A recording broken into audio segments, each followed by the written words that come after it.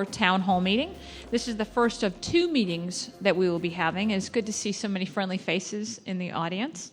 Both town hall meetings will feature a telephone component to the meeting. We have initiated at call to registered voters, and we have also publicized the phone number so that residents who don't receive a call can call in. Tonight's format will include taking 2 or 3 questions from the residents who are here at the meeting, and then we'll take several questions from those on the telephone. In the event we do not have questions from those calling in, we will continue to take questions from the audience. Residents will have 2 minutes to ask a question. Staff has a timer and will be letting you know when your 2 minutes are up. And please, when you hear that call, if you can wrap up your comments, we would appreciate it. We want to hear from as many of you as possible. And again, just like we state during public meetings, during council meetings, if we can keep a key on what we're saying and state of the topic, we're hoping to get questions and not necessarily essays read into record or political attacks. That would be great. If you have a specific item that does not get addressed and you need to follow up, please get with Susan Rose. Susan is right over there. Or take one of her business cards located at the back table. She is available to assist with any inquiries and serve as a good resource when you need assistance at City Hall. So we're going to go ahead and get started. If you've got any questions, I guess just go ahead and come up to the microphone. I know we also have some questions on the telephone. So do we have any? Let's go ahead and start with a question from the audience. Anybody? Nancy, coming up. And then after your call, Nancy, we'll take one online.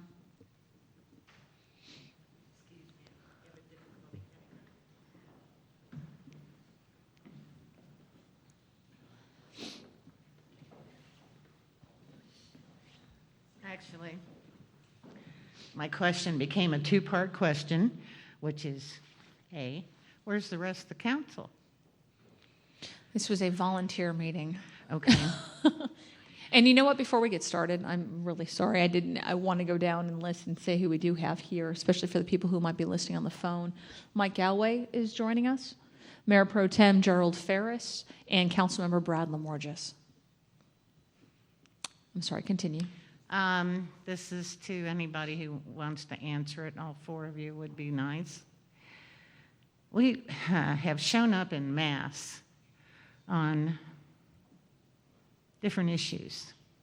We had considerable amount of people there that voted against an issue. We had a handful of people who voted for it.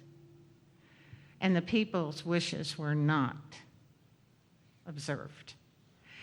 We elect council people to represent us. We don't see where we're being represented. What issue are you talking about, Nancy? Oh, it was the LCG. And this is becoming a growing concern. We are at the top of the org chart. Our wishes should be heard and abided by. This is our money. You are our representatives. I don't know what other way to say it.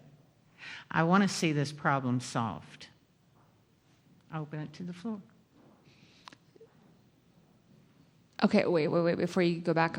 So your question is, I guess I'm unclear about what your question. Why are the council not listening and abiding by the wishes of the people? It's a very complicated question. And I think I'm going to go ahead and just try to give a very quick answer is we hear from a number of different people at council meetings, and we all come on to council with different beliefs. I mean, just in the last 2 months, I think you've noticed that the council has been debating topics in questions. We've been debating resolutions, and we haven't necessarily been voting all in a block. You know, the last council meeting was a great example of that. We come to council with different backgrounds, different experiences, different philosophies. And certain members vote some ways and some vote other ways. It's very difficult. Whenever I'm asked what the hardest part of my job is, it's always in trying to balance what everybody tells us that they want versus what those people who don't tell us want, business community, residents, visitors. It's not always easy. That's my answer. Specifically about the LCG, you had a majority of city council that finally voted that down. So I think the majority you heard did listen to what they had overwhelmingly heard from the citizens in 2 different voting cycles, and that did happen. The nays were 232. The vote for the LCG was about 15, as I recall. I counted those names. We had And that night it was decided against us. And we're getting real tired. So to extend the contract, it was on August 6th. We had a meeting at 7 p.m. Something and that like was that. There was a vote by 5 members not to continue the contract, and there was a vote. It was a 5-4 vote. So I think what you saw was a majority. No, I'm talking about the residents who were there and spoke. But or the filled out a vote card. was a 5-4 vote against renewing the contract. Not the night I'm talking about. Okay, Gerald, you want to comment, and then Mike, and then Brett. Well, I would agree with the mayor to a large extent as far as making a decision goes. We receive a lot of emails, a lot of phone calls. We see people, obviously, there at the council meetings. One of the things that we do is we like to get things done. So, if you take into consideration the Los Colinas group and that particular issue, obviously is a very popular project. So you look at ways that you can make something like that happen, but there's so many factors that you have to weigh: the finances and the relationship with the contractor and those sorts of things.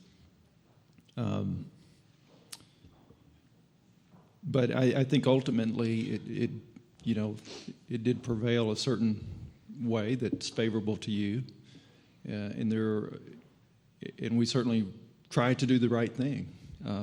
But there's still people out there that feel very adamantly on the other side of that issue to this day.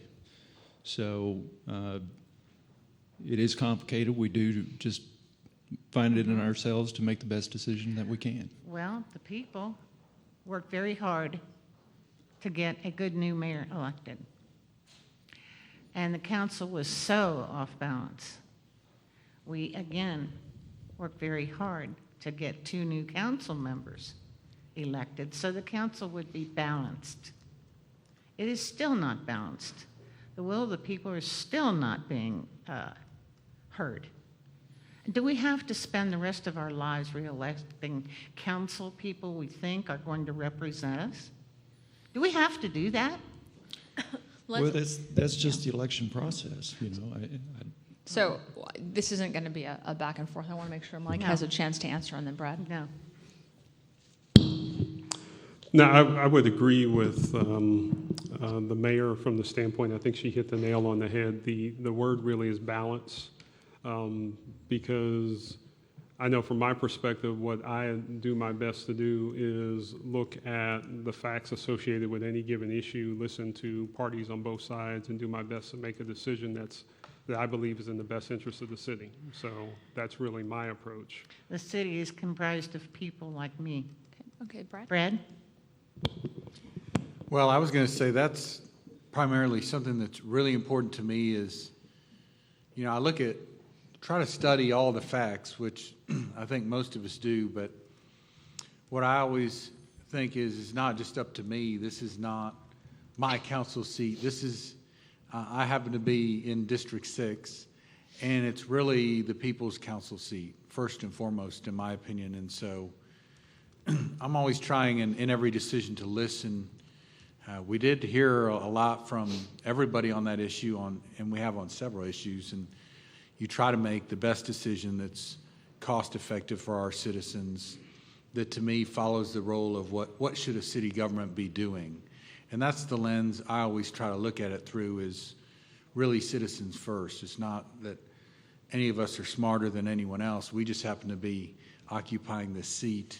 And I think a lot of us try real hard to do that.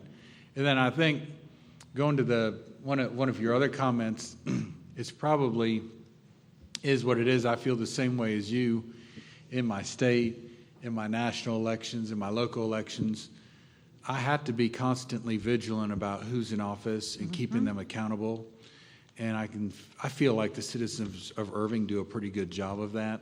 Just now being on council and seeing all the feedback that we get, which is important. It's very, very important. And to the extent we can have a respectful interaction, and many, many of us do, I think that's very, very healthy. And I think it's always part of the public's job to keep us accountable. And I feel like that's my job with my other elected officials too. Thank you. Okay, thank you. We're going to go ahead and take a call online. Ladies and gentlemen, we're ready to start our first question from the phone audience, and we're going to, by the way, for the phone audience, if you have a question, please press 0 on the keypad on your phone, and we'll get right to you, just like Guy did. Guy, welcome to our telephone town hall meeting we're having tonight. Guy, what's your question, please? I'm a paraplegic in a wheelchair, and I drive a handicapped van that has a lift on it. And it requires 10 feet to open it and get out of the van. And a lot of the handicapped parking, and you had one in your own parking lot out there, that they put and they even pulled the planogram and look. The handicap placard should go on the left side because you pull into it. But so many of these around, you can find them at various places. They put the van accessible on the wrong side, and it forces you to back into it instead of being able to pull into it. Comments, please, Mayor. So this is a question I have to answer? Okay, is there anybody else on Hand it off. council who has the answer to this? I'm going to refer this to our city manager, because I got to be honest with you, I'm not familiar with the requirements for our handicap spots. So we have Teresa Adrian walking up to the microphone now. Are you clocking on the floor? I'm trying not to. Basically, that would be of the purview of the inspections department, and if they can contact me directly or provide the person taking the calls on the phone the specific location that they're talking about, or their phone number, we'll call them, find out where those are at, we'll go out and inspect those and He make was sure saying they're at in City Hall. compliance. Yeah, he was saying at City Hall that they might be in compliance. I couldn't understand what he was saying. But they're on the wrong side. He was just saying that Okay. he needs 10 feet to be able to get in and out of the... Right, the and are you talking van. about, are you still on the phone, caller? Yes, he is. Go ahead, Guy. Yes. Used to be the gentleman that was over this had an office upstairs that overlooked the north parking lot. And I showed him it, and he pulled the planogram out and looked, and they said they were going to change it. Well, a year later, it still hadn't been changed. I haven't been out there to see if it's changed yet or not, but it was brought to his attention, and he told me at that time that it would be taken care of. I don't remember his name, but I do know that his office overlooked the north parking lot, and that he had the planogram for the handicap parking. Okay, thank you. If you will give us your contact information, I will give you a call tomorrow and get some more details, and then we'll look into those, and you will get a response back. And Guy, you're on mute now, but we do have your contact information. Okay. And we will get back to you. I will make sure of it. And thank you so much for your call. Next, we're going to take Carolyn if we can. By the way, if you have a question, please press 0 on the keypad on your phone. And if you want email updates from the city, please press 7 on the keypad on your phone. As I said, Carolyn's next. Carolyn, welcome to our telephone town hall meeting we're having. Carolyn, what's your question, please? Well, are you talking about Carolyn Cooper? Because I was sort of cut off a moment ago with someone else.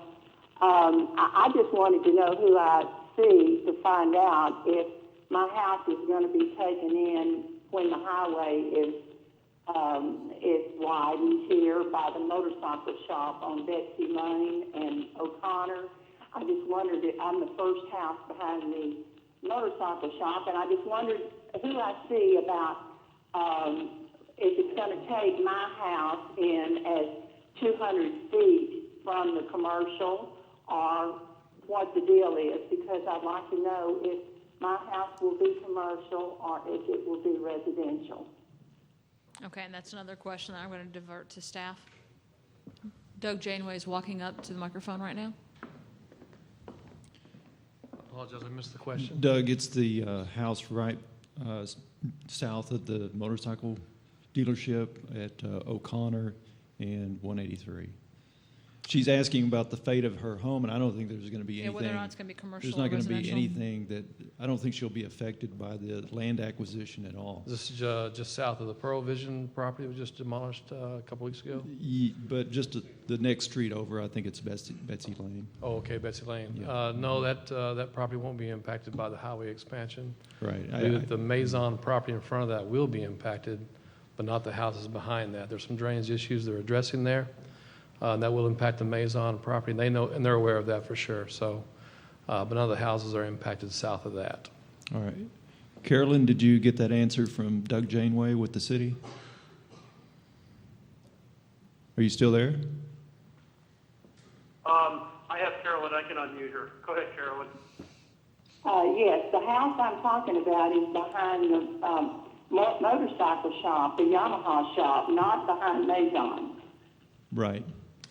Okay, the house immediately south of the vacant commercial building that used to be the La Taqueria and the tax service, that building will be demolished, and so will the house just south of that, which is owned by the same property owner.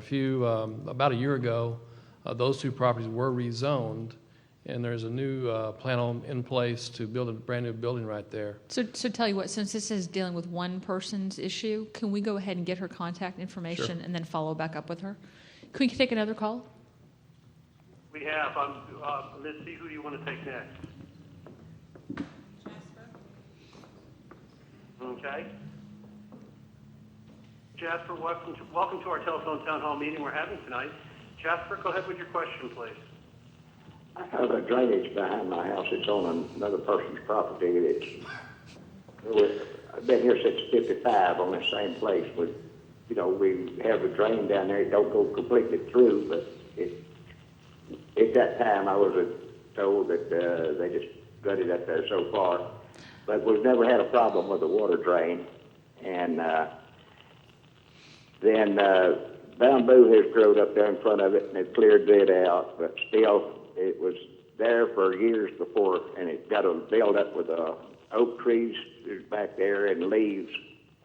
It's just caused the ground to build up in front of it, and we have water standing there after rains for, it depends on how often, but sometimes it's there for a month at a time on his property, my property, and the one in north of me. So again, what I'm going to suggest is We'd like to get it cleaned out so Okay. it'll drain again. Me and my neighbor suffers a lot from it, and it's been open. We've been here 55 years. Since 55, and we hadn't had a problem with it until now. Okay, so what I'm going to suggest is, since again this is dealing with a specific piece of property, let's go ahead and get this caller's information and contact them personally. If we can try to get the calls that are more, I guess, generic or affecting more of the population, the kind of calls that we've gotten so far, it's just one piece of property and they want to know what's going on. I totally understand that. But at the town hall meeting, I think we're trying to answer questions for a vast number of people. Do we have anybody else in the audience who has questions? Sue, come on up. Haven't seen you in forever. Joe, hold on. Are you having a hard time hearing? What I will do, I will repeat the questions. I will repeat the questions. Sue, come on up. Hi, Sue Harper, a longtime resident in Irving, still own property here. I personally want to thank the mayor and council that came this evening. I think this town hall meeting is wonderful. It's in the true spirit of what this country is about. And in that spirit, I have an issue, and it relates to rental property, homes, particularly in the city. I think that for the safety of the neighborhoods and for the people who own their homes, we should have a certificate of occupancy. I think that's the thing we should do, so we're sure that these homes are safe for the people that are in them. A lot of the homes in the older districts have gas lines, and that's just one issue. But I see neighborhoods, and particularly the one even that we're in, where some of our citizens that own their homes are being held hostage by homes that are either foreclosed or homes that are not being taken care of. And so I'd like to see what we could do as citizens, maybe a citizens group, along with council and legal, and see what parameters we have. I know in a lot of other cities deal with that issue, and it protects everyone, and that's what I'd like to see. So what you're saying is if we have rental property, even if it's a single-family Right. home, that we Uh-huh. actually request a certificate of occupancy. Occupancy for rental homes, because I don't know how many times a home is turned over. Not anyone from the city ever comes in to inspect it. Mm-hmm. And we hear every day about issues that happen and dangerous things. And I would really like to see that. Thank you very much. Tommy, can you come up? Because I know that we've had this discussion. I know that we went into great detail about this several years ago. Yes, ma'am. It was presented to the city council 2 or 3 years ago, and we presented the issues as was outlined by Ms. Harper, and the council tabled the issue at that time, and we've not brought it back since. Do you remember why it was tabled? Not exactly. I think that just the council, I think, didn't want to be, I believe it might have been they didn't want to be as invasive in terms of working with people who own property and having them live up to the same standards as you do for apartments, for example, because some people do have multiple properties, but the question was that getting into too deep into that process? I think that was the issue. It was rather vague, but it was more subjective than anything else. But we brought up the issue for the reasons stated, and the fact that it was within the goals and strategies that the council laid out in terms of our vision is to make Irving a model for safe and beautiful neighborhoods, and part of that was how can we clean up neighborhoods, how can we work with certain parts of town that maybe the integrity of the neighborhood is important and stabilization of that neighborhood, and making sure that we did everything possible, whether it was just with code enforcement and or new ordinances that could help with that. I remember that conversation real well. Some of the issues that we had, the vast amount of time that it took for a permit to get established, for example, for electrical work, making sure that some of that stuff got done. I think I was the only person on this panel who was actually on the council doing those discussions, and as you know, I fully supported it. I think it's something that we should bring back to council. One of the solutions that we had discussed was perhaps having all of the permitting done at one time and maybe shortening it. What I'd like to see staff do, I think it's a good point, it's a good question, Sue, is let's get some of the ordinances from other cities and just revise and bring back to council for that discussion and just see what some other cities are doing. I don't think we're talking about having the same types of standards that we have for commercial multifamily housing or apartment complexes, but I think something up to a certain standard is definitely required, especially after some of the visits that we've had at City Council recently. We can do that, Mayor and Council. We did that before. We did some benchmarking, and we provided examples of what other cities were doing. That was 2 or 3 years ago. Yes, ma'am. So maybe I may have things misspoke updated. whenever I said, when I was comparing it to apartments, I was using that as an example. I don't know that we were having the same types of standards. We simply wanted to have an inspection completed in order to ensure that it was safe, and that when people were moving in, they're moving into an environment that was conducive to certain living standards. Because there are complaints that are made, but those agreements are between the person who's leasing the property and the landlord who owns the property, and a lot of those are private. We're dealing with an issue now with Oak Villas. There's some private issues there we can't get involved in, but there's some code enforcement issues that we can get involved in. And maybe we can be more conservative than in your face about it, but if we can just see what some of the other cities are doing, what's working and what's not. Mike, do you have any comments? No, I think it's something that it's a very good idea. It's something that we should definitely look at. I would imagine it'd be something that maybe we would start the discussion in P&D maybe, and then go from there. But I think it is something that we should probably bring forward and have a discussion about. Well, Brett? the chair's here, and I think some of you serve on that committee, so we will bring that back to that committee. Does that sound good? Yeah, Brad? I think that's a good starting point. Okay. I was going to go Brad, then Gerald. Yep. All right. I would just also, when we look at anything like that, I've talked with realtors who have had concerns about a lot of invasive type of tests from cities or inspections. So, again, there goes back to your balance, but it really is a balance of not being too intrusive, but having those safe and beautiful neighborhoods. Gerald? Yeah, I think this hasn't been completely out of the question. I mean, we have talked about this in P&D, probably not as a particular subject, but if you remember, I think 1 year ago, I think it was a year ago, that we did make some changes to a couple of ordinances to strengthen our neighborhoods. And at that time, we were talking about the certificate of occupancy and that sort of thing. So I see Jonathan Bazan back there, who's I don't know his official title, but he's kind of my go-to guy on planning and development agenda. So he's definitely nodding his head, and I see him back there, and we'll certainly get that on the P&D agenda here early next year, probably. Could we go ahead and get another call on the phone? You bet. We're going to take Ron next if we can. Ron, welcome to our telephone town hall meeting we're having tonight. Ron, what's your question, please? I have a couple, but just the first one is, I would just want to know what the time frame was on the 183 project. Looks to me like it's maybe half. We've got about half the places that need to be taken down. And so what's the projection, and how long will the construction be on that project after they get started? And also congratulate them on the sound barrier walls. That's real nice. I like that. But mine's more of a what and when. I'm going to defer to the question was, what was the time frame on the completion of 183? I'm going to defer to our chairman of the Transportation Committee, Brad. Well, we've covered this a couple of times. That's a great question, and we're actually bringing really all of our construction projects, all of our street projects back to our committee to kind of see where we are on deadlines. But TxDOT is looking to close their deal, I think, by the end of 2013, and then we'll have construction, which is, as Romero Lopez, I see him in the back of the room, he always says it's all about the money. And so if the funding can be done, it will move a lot more quickly. I've said this before, and I mean it.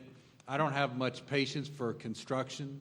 We, of course, want things done right, but we want them to move quickly, and we've been pushing on this issue, and it's really a TxDOT project primarily, but it's something also we're looking to move forward on, and we've been bringing it to committee quite a bit.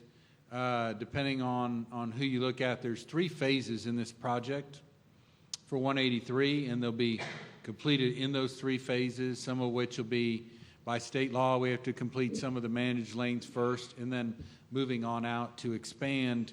Really, the public lanes will be more than what we've got, or as much as what we've got, and then feeder access. But we're kind of juggling around the order. TxDOT's order was kind of moving from west to east.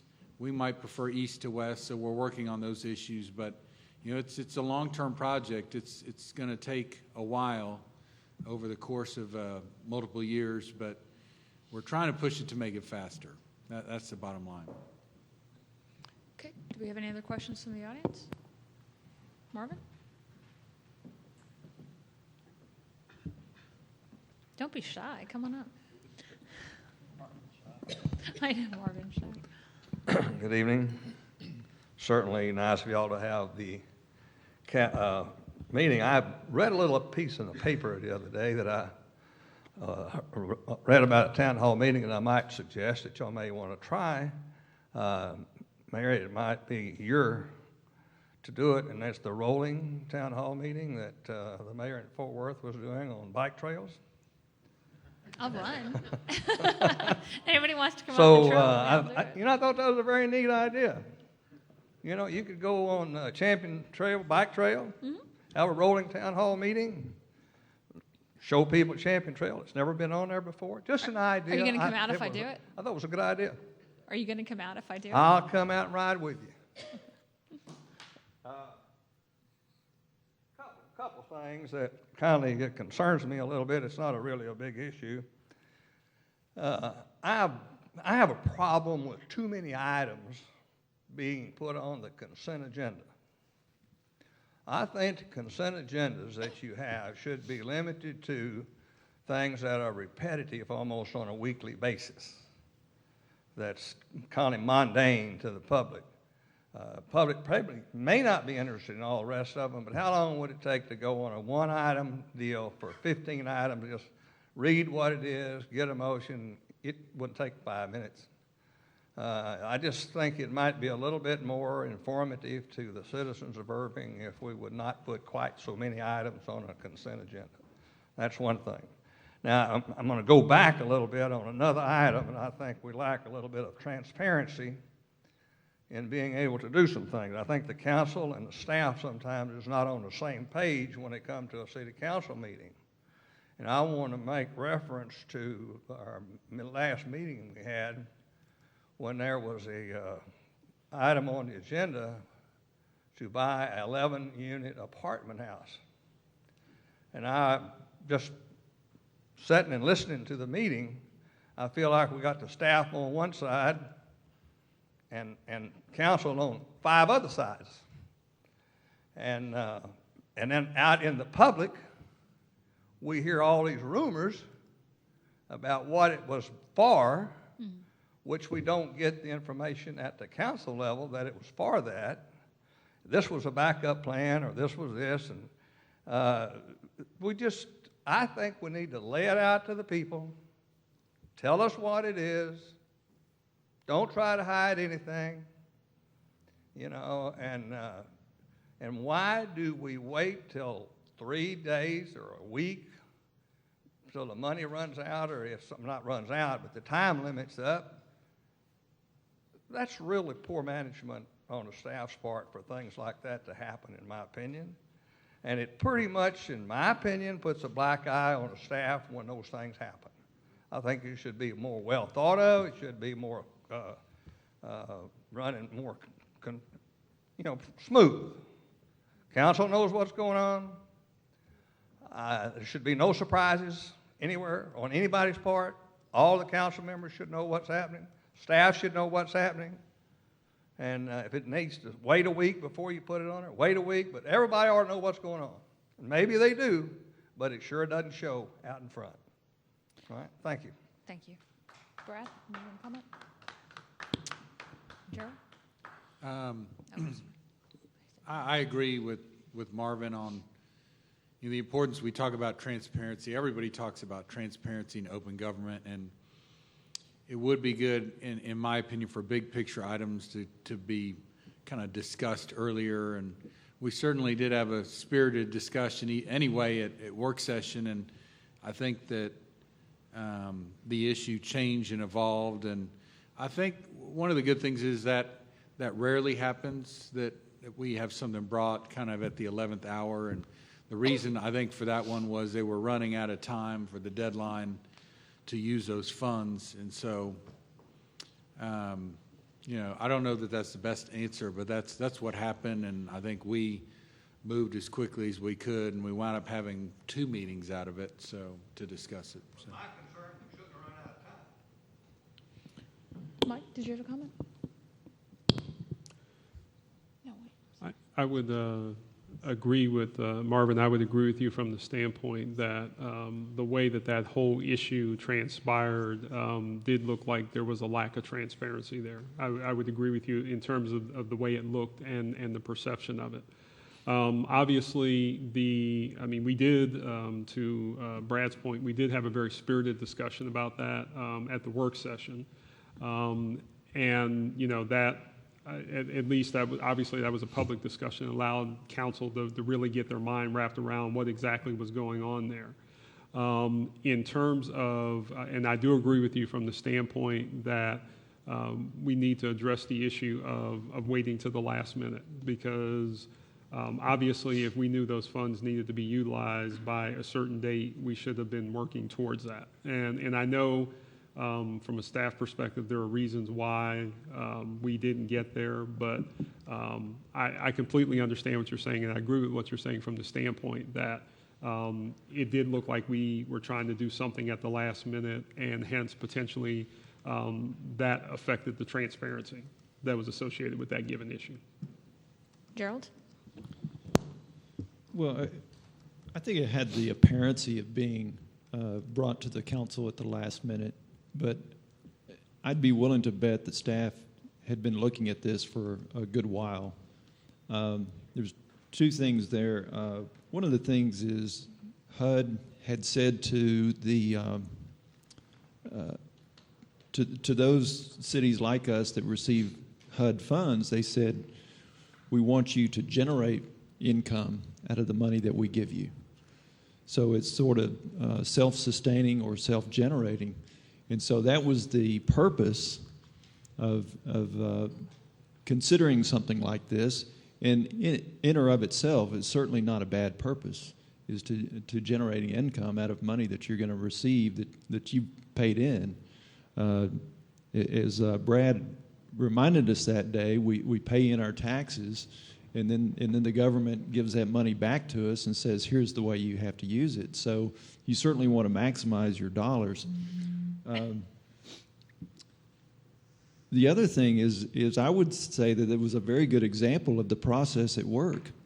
The staff came before us with a proposal, and the council, who is the elected body by the citizens, actually made a decision not to go in that direction. So I think it was a very good example that very good manifestation of how the process works. So those would be my comments. So and that's pretty much it. So to respond, So to respond, Marvin, I think we do have a lot of things on consent agenda. I don't think it's the number of items that we have on the consent agenda. I think it's putting items on the consent agenda that we really need to discuss, and that we might have some formal. Joe, before we take another question from the audience, we're going to take one on the phone. But I think it's a matter of us discussing in that work session, but then when we come on Thursday night, just passing it. And I think you're right. We do need to start taking some of those off. And we have had discussions about that. Regarding what happened last Thursday, it's a little bit more complicated than what it appeared. There is always checks and balances that you have to do when you've got a plan. And HHS had come up with the plan about how they were going to spend the money a lot earlier, when we had first requested the grant money from the federal government to begin with. What they found was they had been investing in building single-family homes. We had done that to a number of single-family homes. They weren't selling. So they had to change their strategy basically at the last minute in order to keep the $850,000 grant. Now, we had two options. The city, which had fought for the grant, could send it back, which a lot of people we heard from, you know what, if you don't know how you're going to spend it, you shouldn't keep it. Or if we did have legitimate uses for that money, let's figure out what those were. One of the items that staff brought forward was to purchase an 11-apartment unit, apartment complex.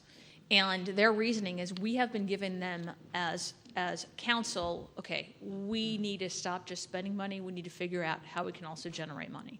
So they felt that they were being very responsive to what council had given them. Now, we heard from a lot of citizens on that issue, and again, as Gerald, as Mike, and as Brad has already mentioned, you know, it was fully vetted. I think that's an example of a process that worked. Staff came up with an idea. They thought they were being responsible to council. We had a very short time period to decide whether or not we were going to accept that grant money or send it back. The decision that they had made, the suggestion that they had made, we rejected, and we sent it back, basically. We didn't send the money back, but we sent the focus for the grant use back to staff. And they came up with something else. That was after a fairly heated discussion at a Wednesday work session. I really hope that we are never under the gun like that again. That was not the way that any of us want to be having to make a decision, but it happened. We've learned from it. We're moving on. But I do agree with you on the consent agendas. Are we going to go ahead and take another call on the phone? You bet. We're going to take Hikoel. I hope I enunciated your name correctly. Hikoel, what's your question, please? My quick question is the Lively Trail, the mile trail, will it ever really be, I don't know what the terminology is, re-gravelled or add more gravel to the way it used to be, where it was very soft when you walked? What's been happening, they add that gravel, whatever you call it, pea gravel, whatever, every once in a while, but it's getting to the point now in some areas it's down to dirt, and it's turning into actual sand, not sand. Go ahead. I'm having a really difficult time understanding him. Something about It's- gravel it's a- turning to sand. It's a trail. What was the trail again? Lively, Oh, yeah, Lively. between MacArthur and O'Connor. It's a mile trail, and the surface is one of the best tracks in all of the DFW area. It's a mile long, but the gravel, whatever you call it, I don't know what the Yeah, it's like a crushed granite or something. Yeah, that's near where I live, and I actually run on that trail on occasion. I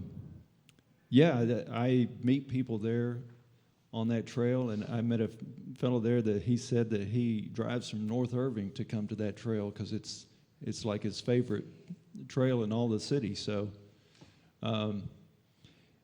some areas, but you are running on the ground, but I would say that it's way better than running on concrete.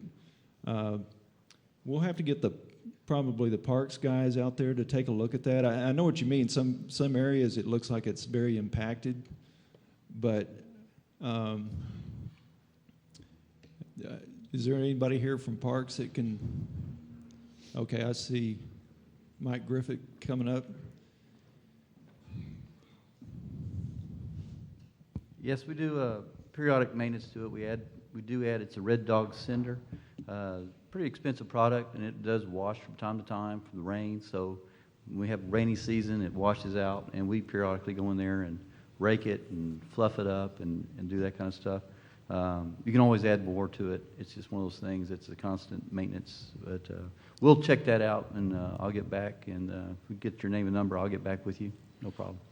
But what you're saying, Mike, it's certainly a much higher maintenance than your typical concrete trail. Correct. Very much so. And that's why it attracts certain people because it's a lot easier on your legs and not nearly as hard on you as the concrete or the rough ground or something. Right. It's just a high maintenance a track that we do, but we have users out there every day, and there are some dedicated folks out there.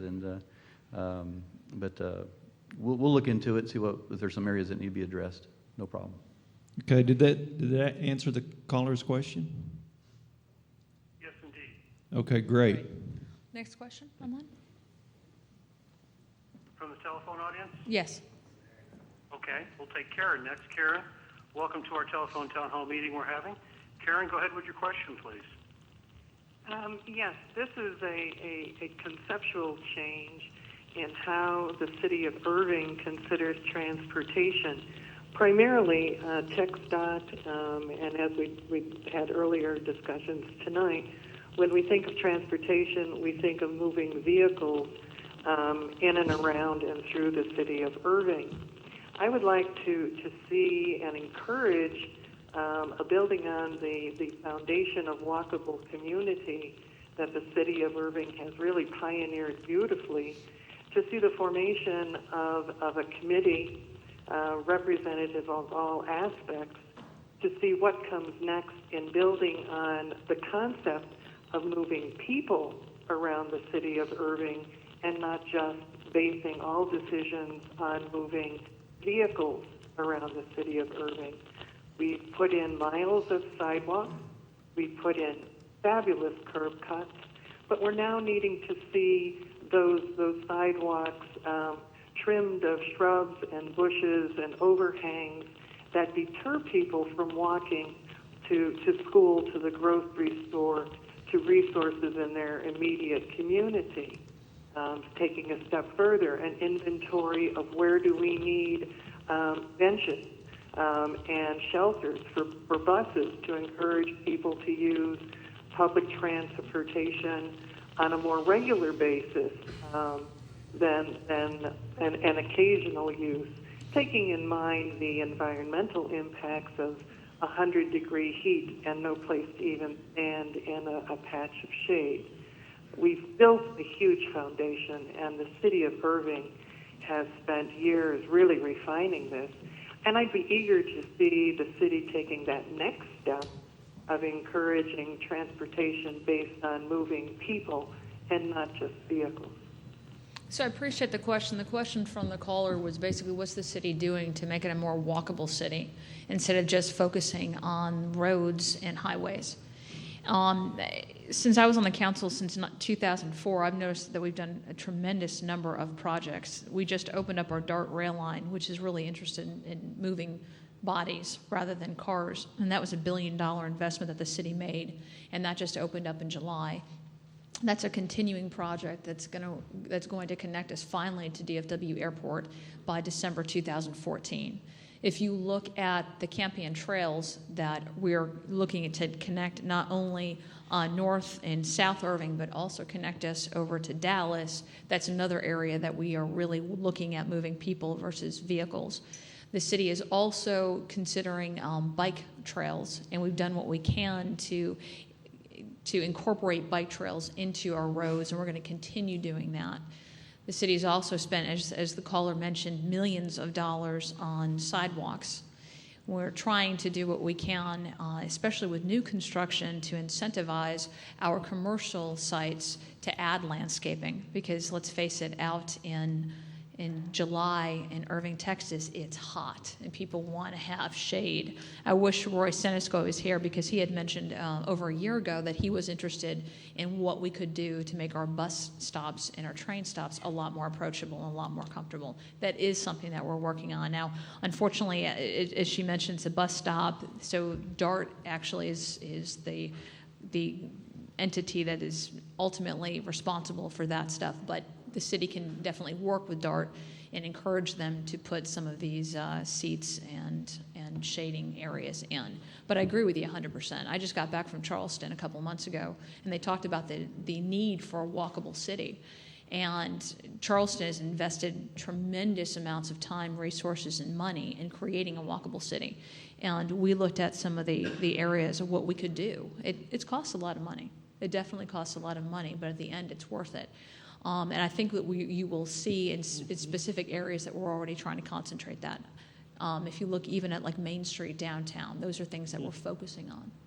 So Gerald, did you want to add anything to that? Well, I think one of the things that a popular word right now is complete streets, where the concept is you build a street so that it will handle not only cars, but to your point, pedestrians and bicycles. And I know that our Green Advisory Committee is working on that, or constantly promoting it with staff, and it's a great idea. It's certainly also a cultural change. I mean, the automobile is so ingrained into the way that that we grew up that it is difficult to just remember that you can walk to the store, or we're just so used to getting in our cars. So, but Irving has done a wonderful job. I can remember as a kid going to Oklahoma City, where my grandmother lived, my grandparents, and I still have a couple of aunts that live up there, and they have no sidewalks. And Irving has built sidewalks in every neighborhood. There's probably very few neighborhoods where there is not a sidewalk. So we really have a great asset. But you are right. I think our parks and our streets departments need to be aware of areas where we have trees and shrubs that are deterrents for people to use the sidewalks, and especially around our schools and things like that. I know we're always encouraging our kids to start riding their bikes to school again like we did in the old days. Because, I remember walking and riding our bikes to school, and we had to cross Pioneer Drive, which was a fairly major street, even back in the 1800s. And, but yeah, I just, there's so many fond memories of walking around town when I was a kid, so we'd like to see more of that. Those neighborhoods that don't have sidewalks, by the way, don't want them, and they've been very vocal with letting us know that. Mm-hmm. Mike? No, I was just sitting here thinking as Gerald was speaking, and even to the caller's point, how over a number of cities in the North Texas area, including Irving, how they have evolved over the last 10 to 15 years. I know one of the first things I noticed when I moved to Texas was the fact that a number of the cities in the North Texas area didn't really have sidewalks and didn't really facilitate that whole idea of walking, And I think we've seen it evolve over the last 10 to 15 years. Irving has obviously been part of that. I think we've done a good job in that regard. We've got a lot more that we can do. I know one of the things that we've talked about, and is part of the vision that staff put together for the Heritage District, is to really make that a walkable community. And that's kind of the idea and the concept. And to me, that would be part of what the city's trying to do to take it to the next level. Brett? Well, I could talk all night about this topic because it's very important. I take the view we need to have a city where you can drive, walk, ride, and do all those things. Where I live in North Irving, you're not going to be walking to the store. It's not designed that way. But if you look at the urban center, you know, if you do want to walk, that's one of our goals, is to get a lot of retail, restaurant there. There's the DART train there. There's DART buses going through there, where people in transit-oriented developments are going to be doing a lot more walking, a lot more riding in trains and buses. We've certainly got issues with them too that we encounter just about every week, it seems like. But there's another area of balance, is I think you need particularly where we're situated, in between Dallas and Fort Worth, by our airports. We're going to be connected to 2 major airports through our rail line, through our highways, and we'll have 183, hopefully at the end of it, will be the airport freeway again. It's going to be a major artery. That's one great thing about Irving, is our location. But I think you've also seen a focus in the last few years, too, on trails, on places where you can ride your bike. And so I think we need all the above and make sure that's an option for everybody. Great. Joe, I know you jumped up about 20 times, so come on up. Thank you very much. Appreciate the town hall opportunity. There's a very potentially, I didn't notice that we have some of the other city council members pictured down here below the stage. Okay. Joe, look out. I just realized that. Oh, it's Halloween decorations. I see. Joe. I'm sorry. It's an odd place for them at any rate. I'm sorry, I couldn't resist. There's a major issue, a lawsuit with the city going on, as we're all aware, LCG against suing the city of Irving. I know that there's limited updates that you could give us, but we've gotten I'm sorry, none. you know what? There was an article in the Dallas Morning News this morning. Maybe, Mayor, yourself, as well as Charles Anderson, could give us a little update. I realize you're very limited in what you can say, but an update would be very beneficial for us. Thank you very much. Thank you, Joe. I'm going to go ahead and ask Charles to come up, because I know yesterday we did have a hearing, and there was a little bit of publicity about it. Can you go ahead and give us an update? And by the way, Joe, council has not necessarily been briefed on this either. This is going to be on our work session agenda next week. Yes. Mayor, just real briefly, as everyone knows, the lawsuit was filed August 7th. We have filed an answer in that toward the end of August. The case is actually moving forward fairly quickly as cases go, and I know Councilman Lamore just knows how slowly these things can go at times, but it's moving fairly quickly because the first wave of discovery was completed at the end of September, that last week in September.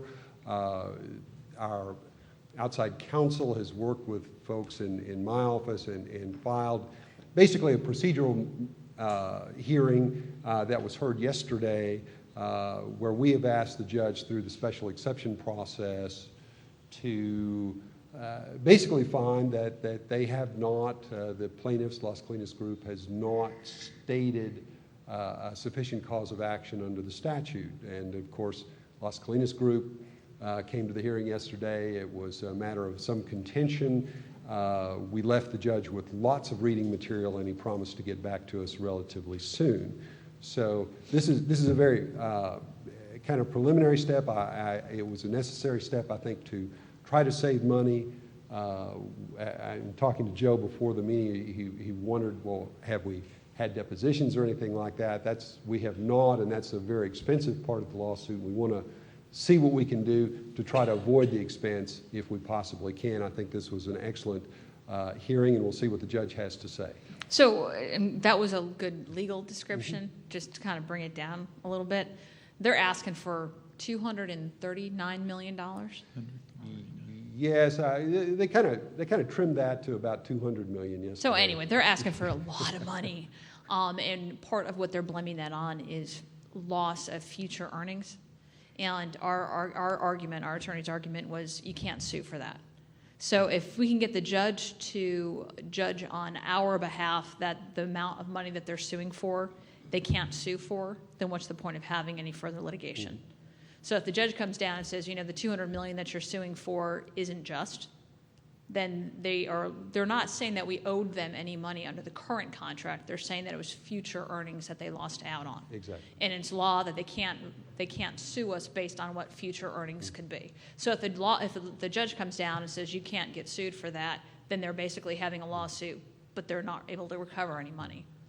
So it's our hope that if they're not able to recover any money, and that's what the judge comes down with, the suit goes away.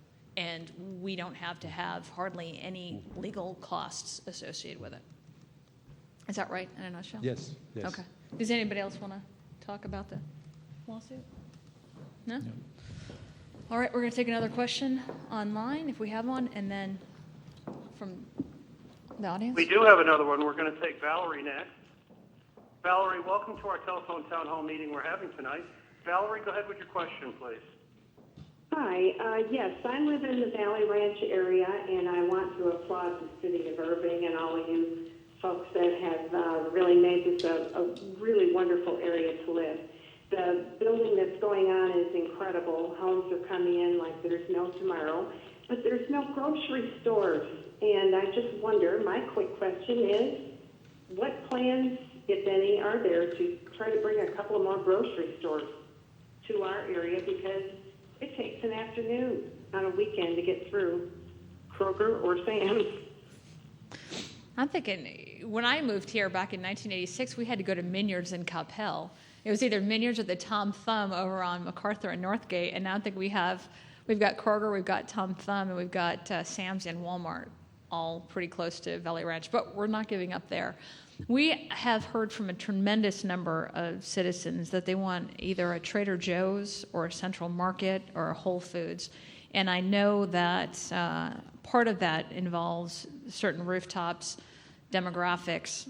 So what we've asked the staff to do is come up with an overall plan. And I know a lot of you in the audience have heard me say this probably about 10 times now. But part of that plan looks at where we need to have retail, what types of retail we're looking for, and what the rooftops within an area around that need to look like. So from a planning perspective, when we are looking at zoning issues and developers coming in and who we need to incentivize to move where, that's all being taken into account. Brad, I'm going to ask you what your thoughts are since that was a Valley Ranch call. Well, I'm definitely all for that. I think I've heard of large demand for a Whole Foods or a Central Market, and that would be a wonderful addition. I think it would fit. One of the things we're looking at, because you have to have a certain amount of residents and certain amount of housing, like you're saying, we've had a lot of great building.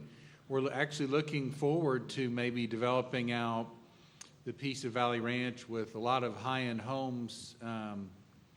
Heinz Development was wanting to come in and develop that along 161. I think in 635 they've bought those pieces of land. And then they're also looking down off, I think it's 161 and Beltline over there, of vastly expanding, which will only help us. I think that we on the council have been pushing for those kind of things, of removing those barriers to business and trying to bring in those things that make our quality of life better, including the grocery stores. That's one thing I'm very interested in, is a health food store right by us or somewhere in North Irving. I think would be a great fit, and I have hopes that we're going to get that done because of the more development that's coming in. So I think everybody seems fairly united on that. We may not be united on everything, but I think that's something that all of us have been interested in. And we're continuing to push with the Chamber of Commerce to see what can we do to get higher quality retail and restaurants in as well. So, and you've probably seen a lot of those up north. We've had a lot of great new restaurants going in.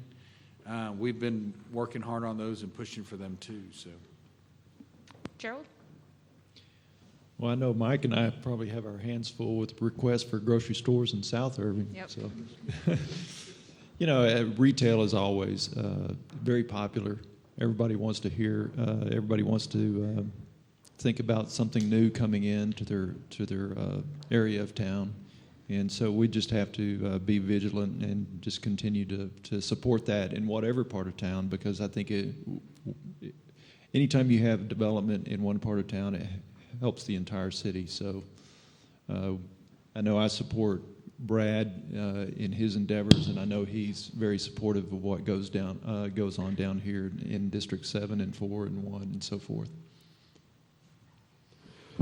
No, what I would add is what the mayor was saying, I think is a big part of it. When you start talking about a master plan and having a master plan, I think that's the key that helps from the standpoint of talking with developers and talking with companies that want to come here. They have certain requirements that they're trying to meet in terms of the demographics that they want to have around a particular grocery store.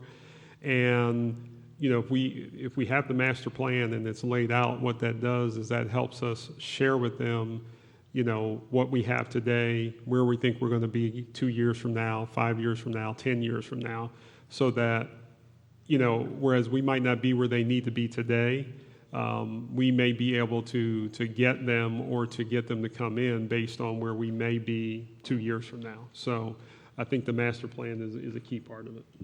And it's kind of funny because I look at that MacArthur and 635 intersection, and where they used to have an Albertson is now a Toys R Us, because Albertsons, that grocery store, once Target became a super center, which meant that they're basically a grocery store, and you had Kroger, Albertsons wasn't getting enough business. So now it's a Toys R Us, now that my kids are too old to go to Toys R Us. So I'm going to see if there's any other questions in the audience. Come on up. Hello. Are you ready for another questioner? Oh, we're asking a question from the audience right now. Oh, okay. Okay. I'd like to see City Council and staff to try to simplify government, not make it so challenging. And I think that's a problem for people who want to build here and bring their businesses here. I think Lean Six Sigma that gets all the talk, I mean, that's about simplifying and getting a lot of, you know, doing things that matter and not just doing things. This rental property thing was like crazy. Evidently, those people have never owned rental property, and I have. It was something like they said it was going to be really easy. It was just going to like take care of itself. You will have renters who will call the plumbing company to unstop the toilet, and that costs $125. So, you know, I don't want the city into rental property. You know, the other thing, simplify. The other day I was at a meeting, and, you know, someone got up and talked about the National Building Code, you know, and it's, you know, probably 3 inches thick, and then they wanted all these additional things added to the National Building Code. So I'm saying let's just simplify it. If it's good enough for the rest of the country, let's just leave it alone. So when someone calls, we don't have to say, and we have these 20 other things in addition to the National Building Code. Let's just keep it simple. And at that same meeting, someone came up and, you know, on staff, we need more laws so we can hammer these citizens, you know, so we can, like, threaten them with jail or anything else, you know, that if they don't do what we want. And I have to say, I'm not for building a new library. It's I don't know, whatever it is, $4 to $12 million. And they say it's because we need more technology. You know, here's technology right here. You don't need a new library to build new technology. The guy stayed at my house, Dr. Robert Wood, who they took him around to the library, and I told him, okay, now you're going to get out there and you're going to see these smart tables and all of this, you know, it's kind of like Pac-Man or something. And he came back and reported to me, yeah, there's big signs on it, do not touch these, you know. So here we build this new library, and now we don't want them to touch. Now, also, do you have a question? Yeah, I want to know what is the reason why we're all against, or staff and council against, simplifying government. Let's keep it not so complicated. And I just want to say I'm also for 5-foot sidewalks. You know, they were building along Pioneer. They spent all that money. And I got out and measured them. They're not even 4 feet wide, quite 4 feet wide.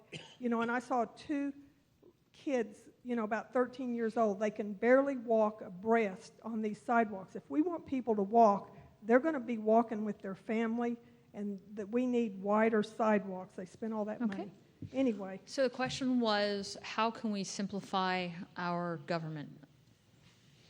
Gerald? Well, I mean, if we have a business that comes to Irving, as I understand it, we're like one of the fastest to market of any that there are. Everywhere I go, anytime the chamber comes up as a subject, everybody in all the businesses talk about how wonderful it is to work with our city staff and our chamber. I mean, the kudos are just phenomenal. I can't quote you exactly how long it takes, but I think when you take is it a planning and zoning? I would probably have to get some comments from staff, but it's like 3 days. They have the whole thing vetted out in 3 or 7 days or something incredible, where probably 2 or 3 years ago it was something like 14 days or 21 days. So as far as the improvements on making government simple, I think that you would find that I don't think you'd get too much argument from the people up here or city staff that simple is certainly good. I will agree with you on the sidewalks. I think especially on your major thoroughfares, sometimes we're just limited with space. If you look at the older parts of MacArthur Boulevard and O'Connor and things like that around where I live, you just have limited room. And I think if we were to build those today, we would certainly build them wider. Mike? In terms of simplifying government, I think to Gerald's point, I mean, I think everyone in this room would like to have government more simplified. I think from the standpoint of Irving, I know when I've spoken with businesses that have moved here to Irving, or businesses that we've been able to retain here in Irving, one of the reasons that always comes forth is dealing with the chamber, dealing with our staff, and how we have the ability to be able to cut through a lot of the red tape, especially companies that not only have locations here in Irving, but have locations throughout the country. I know they've given us very high compliments in terms of being able to cut through red tape and get things done. Now, does that mean that we're perfect? No, by no stretch of the imagination. I'm sure there are areas where we can improve, and I know staff is looking at that on a regular basis. I know in some of the conversations that I have with the city manager, especially when we're talking about agenda items and things of that nature, it's one of the things I try and stress with them from the standpoint of making things very simple and very clear and very easy to understand. So once again, are we perfect? No, but we're definitely doing our best to work to get to the point where we can make it simple. Brad? Well, I totally agree with you that as a general rule, government needs to be simpler on every basis. Take your tax return, for example. Now, we don't have that issue, but let me give you a good example, I think, of where we did simplify. And it's a very small example, but it's, to me, extremely important, where we took this about a 30-page ethics code. The main complaint was it's too long and nobody can understand it. It's written in legalese. And it was a good ethics code, don't get me wrong, and a lot of hard work was put into that. But now it's simplified into several short pages that I think everyone can understand. We've continued to work hard on making it clear, concise, and simple. And ironically, we've gotten a little bit of criticism on why is it so short? What happened? So there's the balance again, but I think it's very, very important to make things understandable, to make our city move quickly, and to, as I've called it, removing barriers to business, cutting that red tape, but also balancing it with wanting a safe city, a strong city, secure.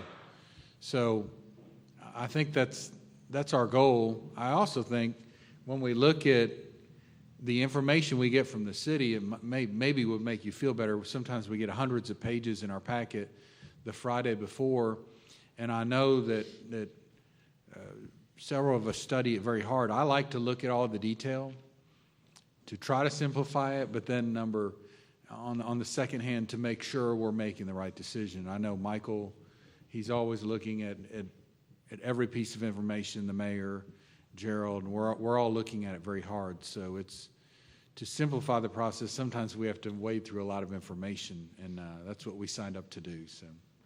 And Lee, I agree with you 100%. I would like it to be a lot more simple.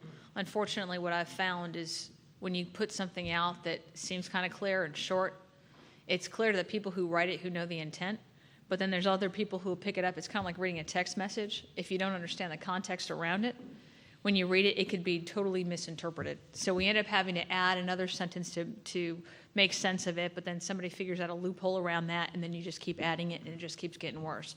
I agree. We do need to do what we can to make it simplistic, and to make it clear. I think it would also help. But to Gerald's point, we've talked to a lot of businesses that have come in, and we do try what we can to help commercial development here. And for a perfect example, we had a meeting. It was U.S. Healthcare. I don't remember the name of the company specific, but it was a U.S. Healthcare company that just opened up north of Beltline over around 635. And they said it's been great working with the city because what we did was we assigned them a person within the permitting department. So they didn't have to have somebody come out every single time they needed a permit. We had one person come out and say, this is everything that you need to have done. When we had Fluor come in, from the time that they made the decision to build a huge campus, from the time they made the decision to the time they had the ribbon cutting was 9 months. That's unheard of. And I know they couldn't have gotten it done with some of our neighboring larger cities whose name resembles the county in which we're in, but I'm not going to talk about that. But we have done what we can do, and we also have various layers on top of what the city can do. Las Colinas Association, the Las Colinas Association has its own layers. Valley Ranch Homeowner Association has its in which you can be permitted there. So we're somewhat limited, and I know a lot of people confuse us with Las Colinas Association and with sign ordinances and things like that. But we do what we can. We're going to have another question from the telephone. Yes, we do. We're going to take Rosa. Rosa, welcome to our telephone town hall meeting we're having tonight. Rosa, go ahead with your question, please. Okay. First of all, thank you for the opportunity to participate via telephone. And my question is regarding the road construction on North O'Connor between 183 and, Rochelle? My question is, what is the purpose of all that construction, that road construction? I don't know what they're building, and what is the anticipated time frame for the completion of that, because the traffic is just horrendous, especially around 4 and 5 o'clock, when people are trying to get home. And then the second part of that question is, are they then going to have to close the southbound lane when they finish with the northbound side? We're going to go ahead and have Romero answer that question. Actually, the total completion time for that was going to stretch into towards the end of 2013, but actually we expect to complete that April of 2013. So it's not that far down the road, and as a matter of fact, because we have been pushing on the contractors to wrap it up as soon as possible, and so we've had a lot of success with, and fortunately we've had a lot of good weather also, a few days off, but so again, the expected completion date is April of 2013. And yes, we will have to close one side to accommodate building the other side. The reason for the widening, it's going to have to be widened out, but along with that, the widening, you're going to have a walk trail or bike combination walking trail alongside there also. So it's several improvements that are taking place in that section of the road. And it was the community out there was engaged, and they are looking forward to that. And it is inconvenient, just like any construction, and there is some pain, but we are working real hard to ensure that pain is, of course, as painless as possible, but also shorten the time frame that you have to put up with that. All right. Thank you very much, Romero. We've got time for one more question from the audience. I'd like to thank you all for coming to this town hall meeting. It's a great format, and I've seen it. The first time I saw it actually was in Lubbock. I know, Beth, you've had several since you've been mayor, and I think it's a great format. It's the first one I've been able to attend to. I have a laundry list of items, but I'm going to mention those items, but they're not going to be a question, but they're items on my mind I'd like to discuss with you. Okay, I'm just going to ask you that you limit it to 2 minutes. Okay. These I'm going to read the yet. laundry list of items first, and then I'm going to have one question. Okay. Certificate of occupancy, I agree with my wife Sue. Health and safety issues. Kroger's back, looking for zoning change, 300-foot distance from a school. Las Colinas group, we were going to have an audit, but that went away. Code enforcement does seem to be downgraded a little bit. 60-40 food to beverage ordinance seems to be under attack. 1923 Center, the convenience store just opposite Nimitz High School, was finally taken down, but that was 2 years ago. The chain link fence is down, but now they have a silt fence around it. Don't know what's going on there. Consent agenda items, I think Kinsley brought up a point about maybe putting the value or the cost of those consent agenda items in the short, so we could look at where the dollars are easier. And I really concur with, I like limited government. I like conservative government. I like to conserve dollars wherever we can, but sometimes you have social things like the bus stops. And to have a bench seating with shelter, when I drive I don't use the bus too much, but when I do, and I see people standing out in the rain or the heat waiting for a bus, it just tears my heart apart. But as they say, never let a crisis go to waste, and I'll get to my question. That's at least one of Barack Obama's consultants. You got 11 seconds. Okay. You said Obama, and you just wasted 2 of them. Sorry. Okay, capital improvement. We had the East Coast hurricane. We don't get hurricanes in Irving, Texas, but we do get tornadoes. We get high wind events. And we have capital improvement dollars that seem to go more toward North Irving, 90-10 by my numbers. I think those numbers should be more like 70-30 to divide it up between north and south. And if we can get rid of the utility poles, it will improve the aesthetics, the safety of the neighborhood. Guess what? Quality of life will go up here, and maybe the demographics will improve. Okay. Thank you very much. So the question that I'm hearing you ask is about capital improvements. Yes. I'm going to argue your 90-10 analogy is not accurate at all. I don't know where you're getting that 90-10, but I think the city managers actually put together some numbers, and you'd be maybe surprised to find out that the capital improvement dollars are actually a lot higher in South Irving than in North Irving.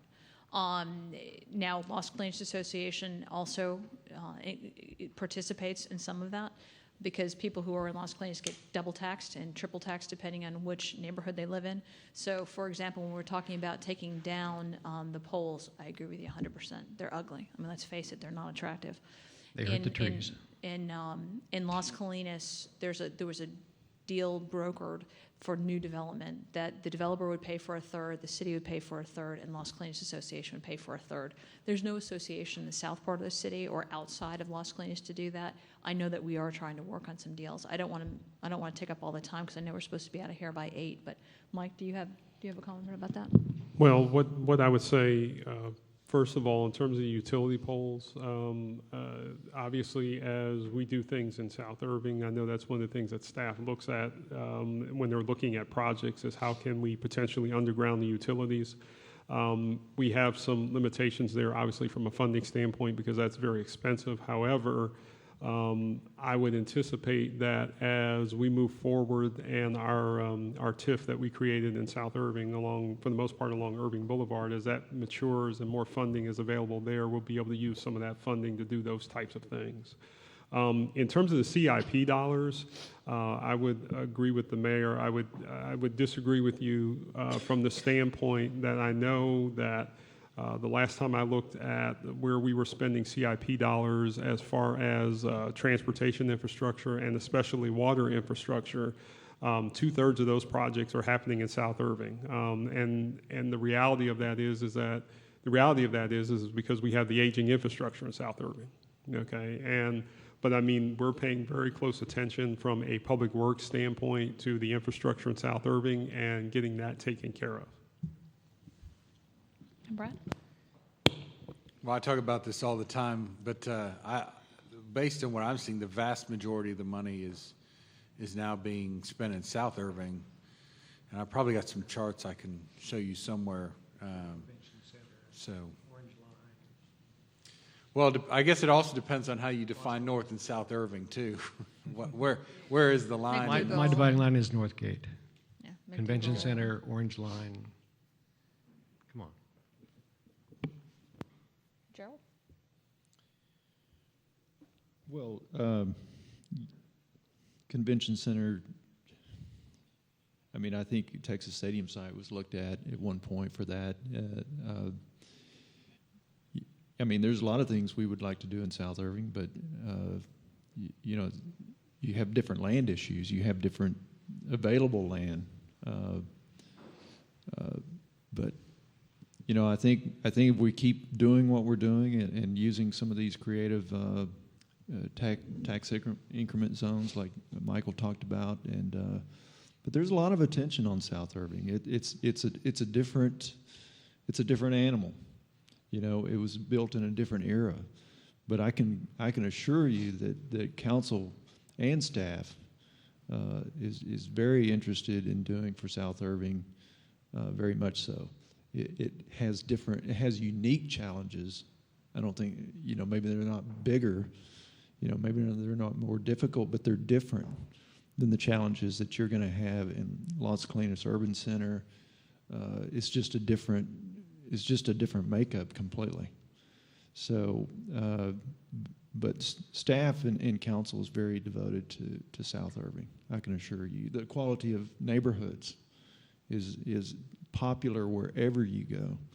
So, I think the idea of a CO or something similar is you know, we just had a very good planning and development meeting a couple of weeks ago, where we or incentivizing neighborhoods, incentivizing neighborhood improvements through city funding. So, you know, we're just going to keep doing what we're doing, you know. All right. Well, I very much thank. So it's after 8 o'clock. I'm gonna end the town hall meeting, but we'll stay and we'll answer your question because it's after 8. I want to make sure that everybody has an opportunity to get home. I know that it's late. I want to thank all of you for coming. We're actually going to have another town hall meeting on November 12th at 6:30 at Ranch View High, which is right off of Ranch View and MacArthur, just north of 635 and MacArthur, and that's going to be November 12th. It's a Monday night. I want to thank you all for coming tonight, and we look forward to seeing you at our future town hall meetings and at our council meetings. Thank you. What I want to know is the status